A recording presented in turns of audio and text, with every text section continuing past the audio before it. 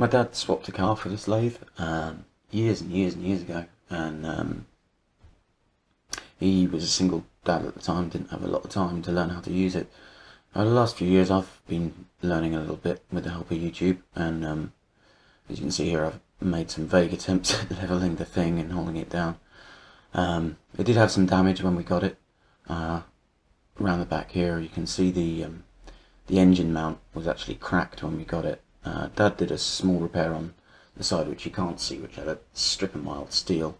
I put another strip on recently and then welded up this bracket on the bottom to help support everything.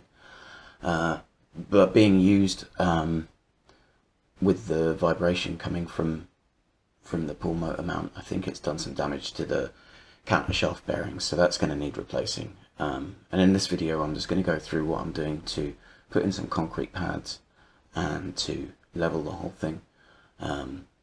Just try and give this thing the TLC it deserves, really. I should point out I'm not an expert builder by any means. I'm primarily a performer or an artist, but I've always fallen back on doing building work. I've done quite a bit of labouring and that sort of thing. So what you're about to see is kind of my best guess at correct technique, given my tools and time and knowledge that I've got. So first up here, I'm just kind of getting some wood underneath it to make a template, so that I know where my holes are going to go, and I know where to put my bolts once everything's set.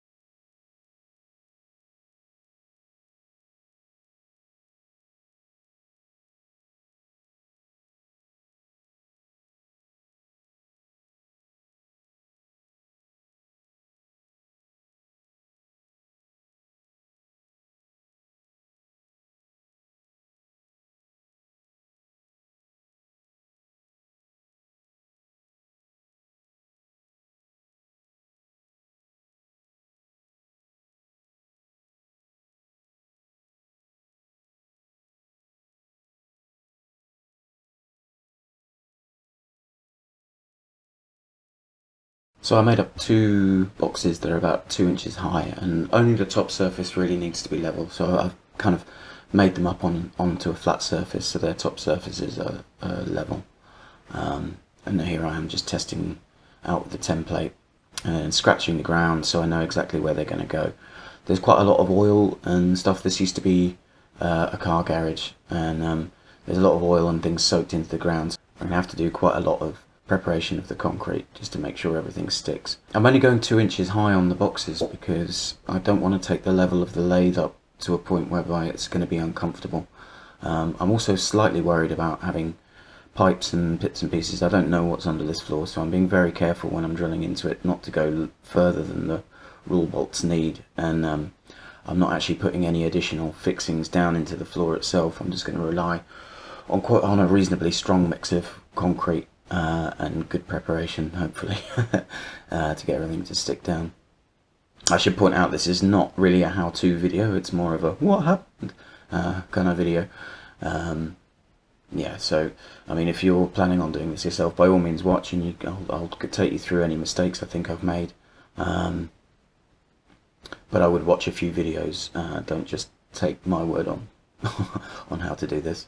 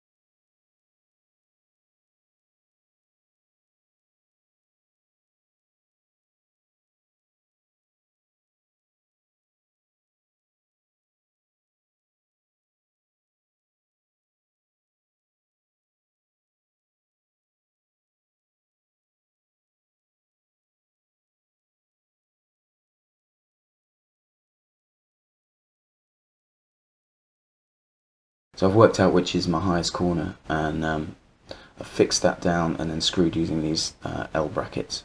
I'm then using plastic wedges to bring myself up to level, and then fixing with screws.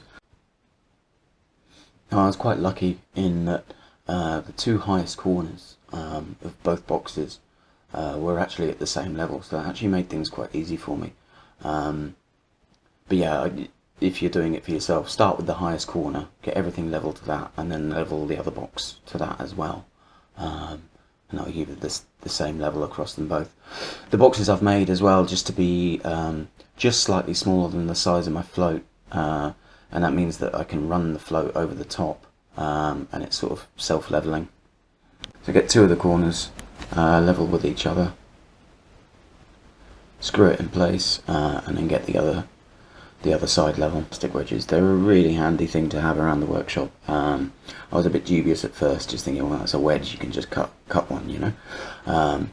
But they come in different sizes, and they allow you to do things like this where you know exactly what your gap is. So I mean, you can even use them, you know, just get sort of a small set of them, and you can use them, and then you know what size of wedge you can cut from wood, and then you only really need to take one set with you. But they're so cheap, you can pretty much use them just as disposable things, really. I've got some gaps in between the floor because it's quite uneven, and my shuttering, so I'm putting in some thin plywood here just to fill up those gaps and make sure I don't lose too much out the bottom when I come to vibrate these things.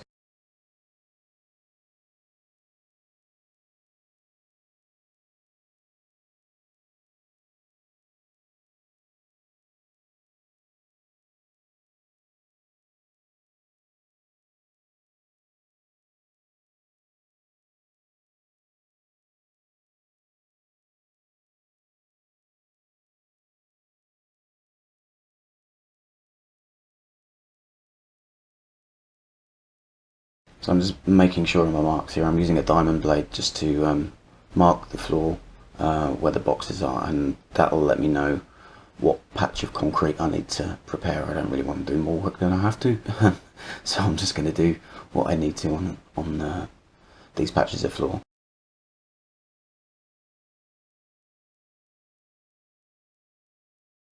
I'm just taking a diamond blade and just scoring the surface of the concrete, and it will give something for the fresh stuff to key into and clean off some of the oil and grime. I should really have covered the ways, and I kind of noticed that about halfway through. I'm not too bothered though, because before I use this machine again, I am going to be taking it, you know, I'm going to be giving it a good clean and probably taking quite a lot of it apart and rebuilding it. But yeah, that's first mistake. Should have covered things over.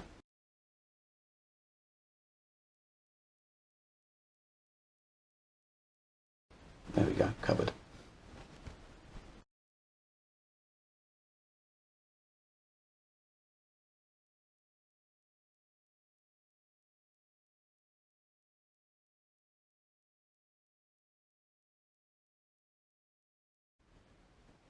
I also used a wire brush. The sparks you can see are from the actual wires themselves and the stones in the concrete. This is again, it's just to give it a good clean. And then after this, I gave it a scrub down with some strong detergent and rinsed it off. That also serves the function of making the concrete underneath wet, which will help the new stuff to stick. So here I am just pouring in the concrete, and the mix is 2 parts of 10mm gravel, 1 part sand and 1 part cement. The reason I've done 10mm gravel rather than larger stuff is just because on this small box it'll make getting my surface a little bit easier. So I'm just using the template to check that I've got everything in the right place. I haven't actually noticed at this point that I had my template flipped over the wrong way, but I do notice it thankfully later on and get it the right way around. So I'm just filling the boxes halfway up at first, and then you can see on the side there I've got some of this mesh which I'm going to put in for reinforcement. So I put that in, check where my bolts are going, and then put in the rest of the mix. here we are on the other side, same thing, so half in, and then my reinforcement, yep, worked out, but I've got my template the wrong way around, so flip things around. I'm just making sure that the mesh that I've put in isn't going to conflict with where I want my bolts to go.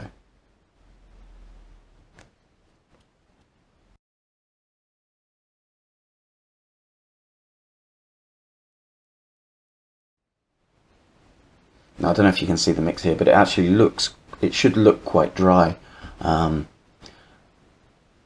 when you first put it in, and then when you give it a vibration, when you shake it, it'll kind of liquefy. You can see here I'm using the hammer drill just on hammer setting, and at first I'm just doing it on the sides here of the box just to kind of give everything a good vibration through and make sure that it's sitting nicely into the grooves I've cut in the concrete, and there's no air gaps and that kind of thing.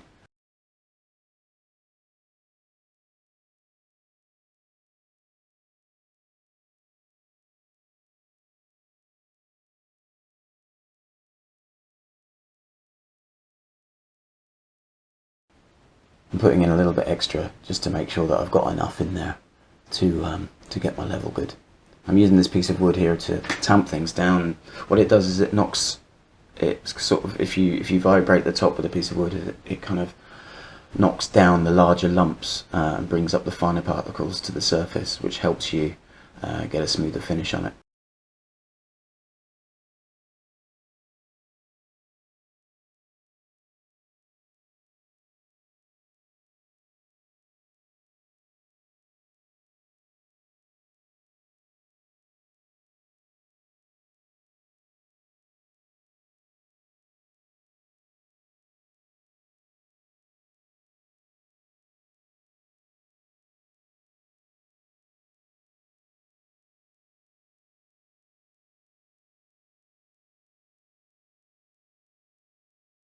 I'm then using a steel float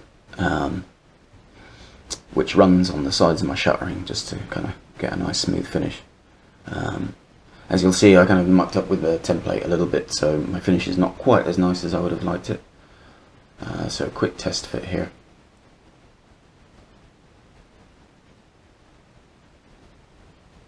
And I'm taking off the nuts so that I can actually remove the template once the bolts are in place, and that means that I can get the float in there. I will be putting the template back on again afterwards. I'm just trying to get as nice a finish underneath as I can.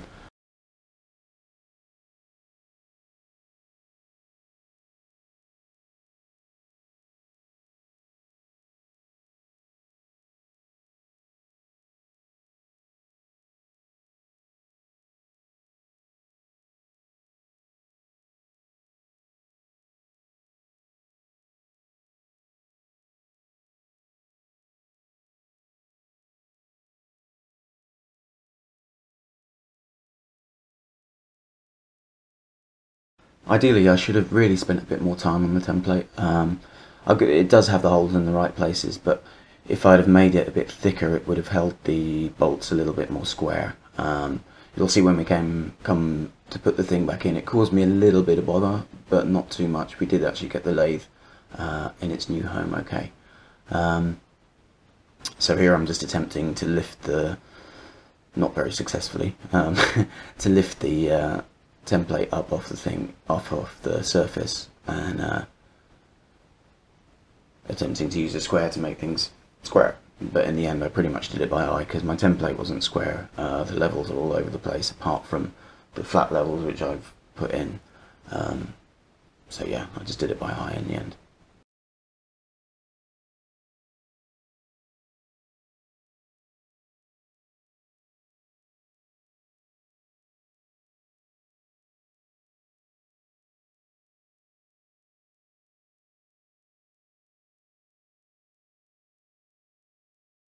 So I just leave it now, once it's set and my template's in place. I leave it overnight to start setting up, and then over the next couple of weeks I'm just going to keep on spraying it with water, and I put plastic bags over it, and this just stops it from going off too fast, it stops it from setting too fast, and then that means that you get a lot more strength from it.